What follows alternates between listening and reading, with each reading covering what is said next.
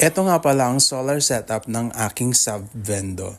Kung nakikita nyo sa taas may nakaabang na Mediacon, yan po ay maglalatag kami ng fiber mula sa source ng internet namin hanggang sa bahay na lalagyan ko ng sub-vendo na ito. Dahil nga walang source ng kuryente doon sa paglalagyan namin, nilagyan ko na lang ng charging port ang mga customer doon ng wifi namin.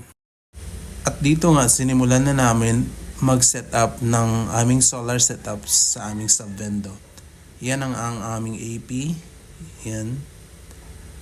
At sa loob naman, yan yung fiber namin, ladder, at sa loob ang aming vendo. At kinabit na nga namin yung aming solar setup ng aming sub-vendo. So, maglalatag na kami ngayon papunta sa aming main.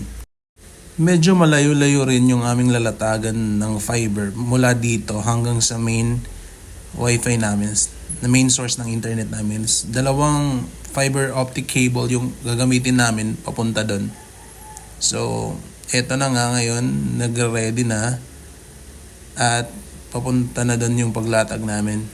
Medyo challenging lang yung paglatag namin ng fiber kasi nga mahangin at sa mga nyog, ang daming mga obstacles na nakikita. Pero ganun pa man, sa nyog din namin kinabit yung yung fiber namin sa bawat nyog na makikita. Approximately mga 1.4 kilometers yung nilatag namin na fiber dito. So, dalawang rolyo ng fiber optic cable yung nagamit namin mula doon sa kinabitan namin ng wifi patungo sa main source ng internet namin.